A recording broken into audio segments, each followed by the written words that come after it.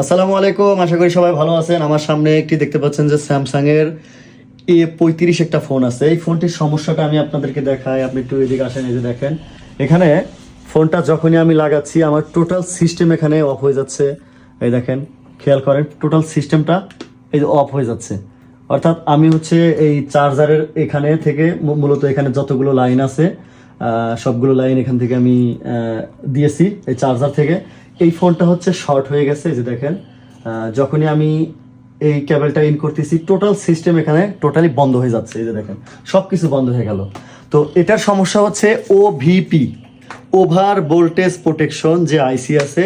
আমার বিশ্বাস এই ফোনটা এখন আমি খুলে আপনাদেরকে মেরামত করে দেখাবো। ফোনটা বাইরে থেকে একজন নিয়ে আসছে, তো এখন আমি খুলে আপনাদেরকে দেখাবো।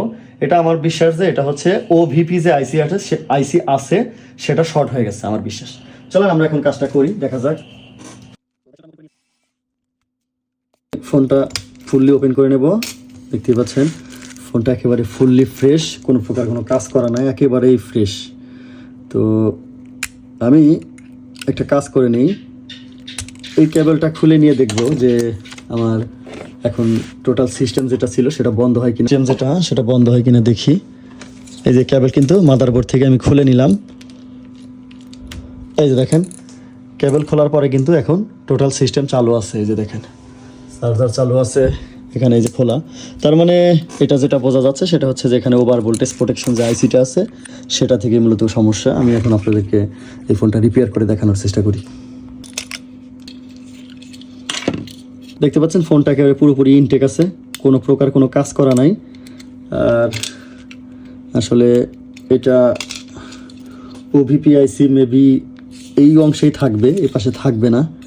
এটা আমরা এখন এখান থেকে আমাদের এটাকে ওপেন করে নিতে হবে। চেষ্টা করব খুব সেফলি কাজ করার, কারণ এই কাস্টমারটা আসলে একটু সফট টাইপ বিষয় পছন্দ করে।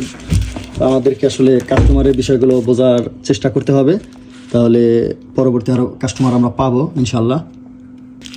এইটুকাকেই টার্গেট নিলাম।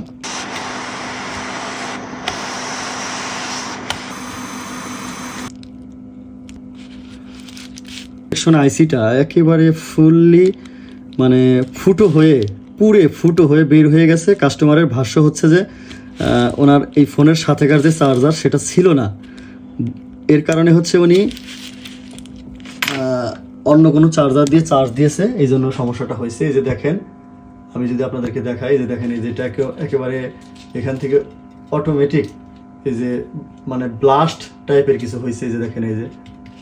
তো এখন আমরা ওভিপি যে আইসিটা আছে এই আইসিটা চেঞ্জ করব। আর এই মুহূর্তে আমার কাছে হুবহু ওভিপি যে আইসি সেটা নাই, এখন আমি আর একটি ইনফিনিক্স বা টেকনো টাইপের যে মাদারবোর্ডগুলো থাকে সেখান থেকে নেব। এই যে দেখেন এটার যে বলগুলো আছে সেম টু সেম মিল আছে এবং হুবহু, তো এই জন্য এখান থেকে নিলাম। এর আগেও আমি রিয়েলমি বেশ কয়েকটা ফোনে কাজ করেছি, অন্য ফোন থেকে তুলে এভাবে কাজ করলে হয়। যেহেতু এটার কাজ হচ্ছে ভুল ভোল্টেজ ঢুকলে সেটাকে বাধাগ্রস্ত করে ও নিজে নষ্ট হয়ে বাকি অংশ মাদারবোর্ডটাকে ভালো রাখা, এই জন্য এটা জাস্ট সিম্পলভাবে যে কোনো ফোন থেকে খুলে লাগিয়ে দিলেই হয়। শুধুমাত্র ওভিপি আইসি কিনা সেটা অবশ্যই আপনাকে মনে রাখতে হবে। তো এখন আমি অন্য বোর্ড থেকে আইসিটা এখানে রিপ্লেস করে দিলাম, দেখতে পাচ্ছেন। তো আইসি রিপ্লেস করার পরে আমি একটু ঠান্ডা করার ব্যবস্থা করব, এরপরে আমি আপনাদেরকে দেখাবো যে আসলে কাজটি হয়েছে কিনা। তো এই টাইপের কাজ প্রতিনিয়ত আমার কাছে আসে, মূলত সময়ের অভাবে আর একটু আমি ব্যস্ততার কারণে আমি আপনাদেরকে এই ভিডিওগুলো দেখাতে পারি না।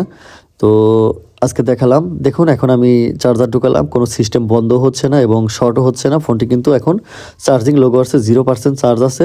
কিছুক্ষণের মধ্যে হয়তো বা কিছু চার্জ হবে। এই যে দেখতে পাচ্ছেন চার্জ হলো। এখন আমি ফোনটি চালু করে দেখাই যে চার্জ হচ্ছে কিনা। দেখতে পাচ্ছেন যে ওখানে ভোল্টেজও ঠিকঠাক আছে আর ফোনটি একেবারে ঠিক হয়ে গেল।